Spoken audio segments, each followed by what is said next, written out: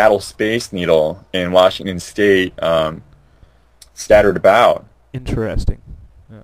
So the next day, I told her the dream, and her eyes got really wide. And she started flipping out and saying, "Get out of my head, get out of my head, get the fuck out of my head." And I said, "What? What? I don't understand."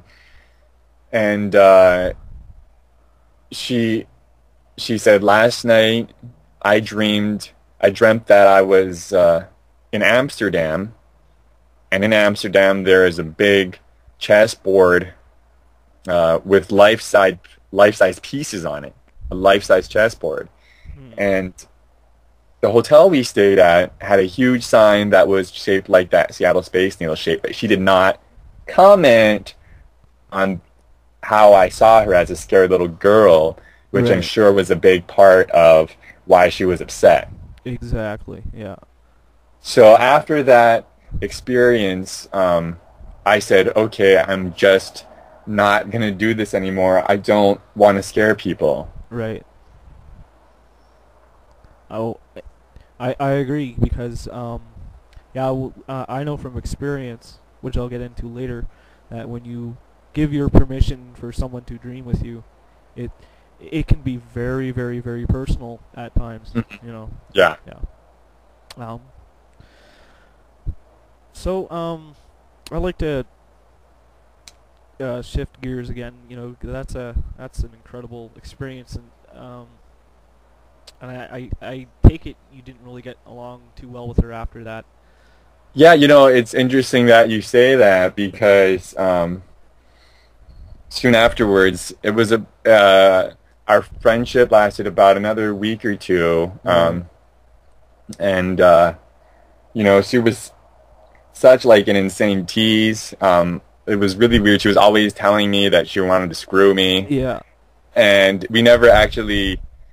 Anyway, we didn't do it. I tried, and then so I felt humiliated, right? Right.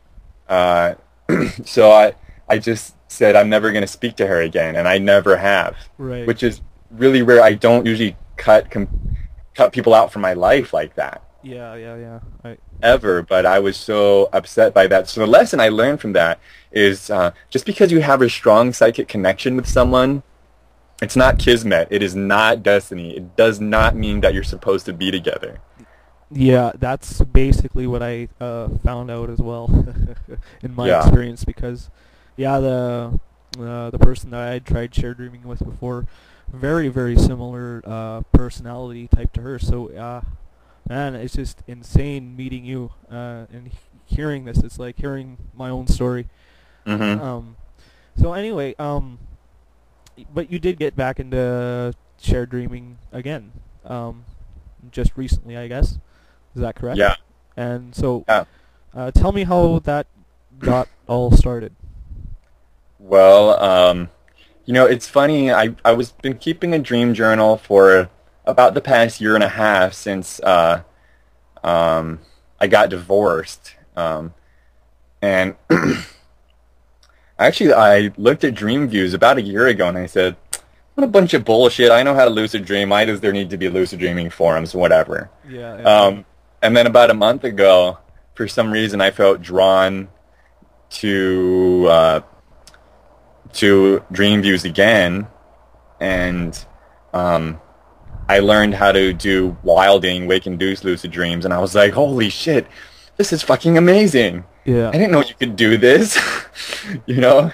And I started doing the tasks of the month and things like that, and because of I had those great challenges before me, what I found is the harder it is, the easier it is to do, because if it's harder, it excites you more. And it has Exactly. more of what I call the badass factor. You're like, this is badass. Exactly. Yeah.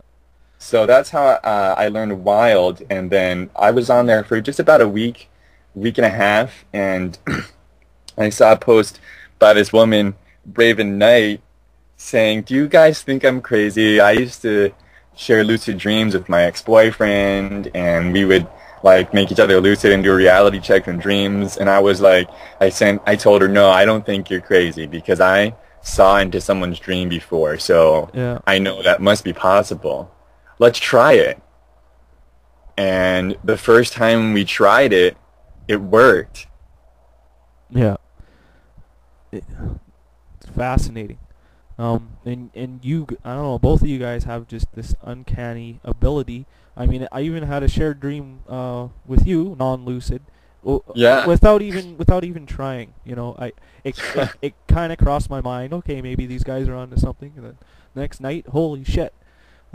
Which brings me to my next question. Who is Celine? Celine is a lover from past lives of mine, at least two. Right. And she would actually influence, co-inhabit the same being as that first girlfriend I had for 4 years, and also Yeah.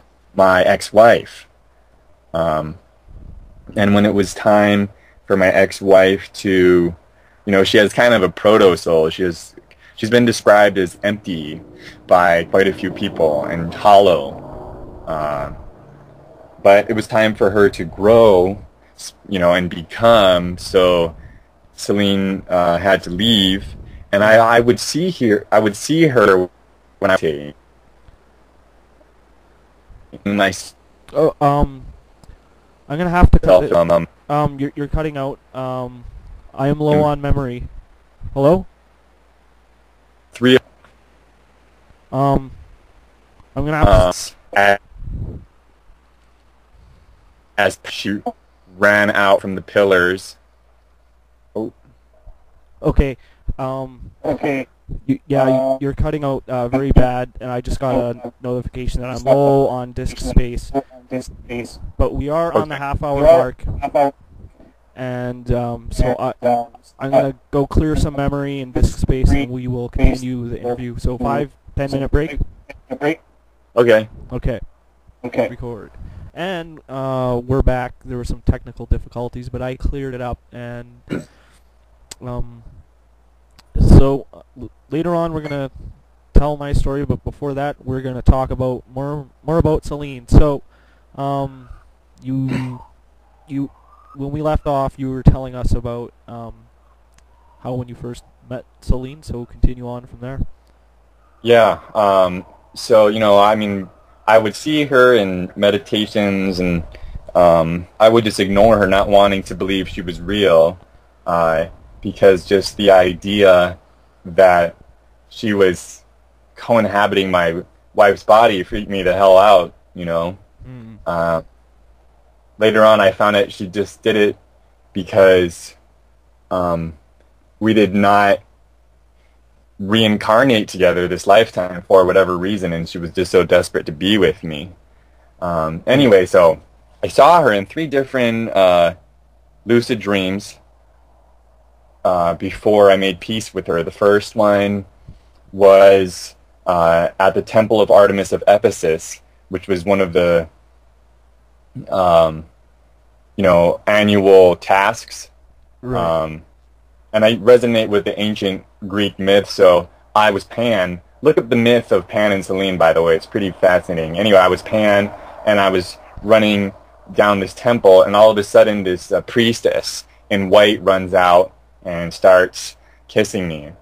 And then the second time was at Stonehenge. I went there to meet Raven, and Celine just intercepted me, and I thought it was Raven, and she said, we were like making love on a stone slab.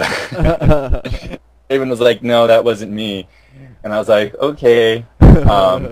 Later I found out that Raven and I were siblings in a past life, so that was kind of a Luke Skywalker, Princess Leia moment. Yeah.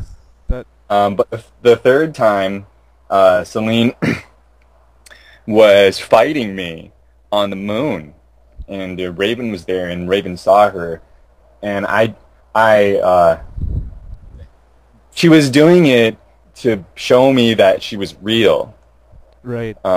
So I finally came to the conclusion. I said, okay, this is the real person. Yeah. So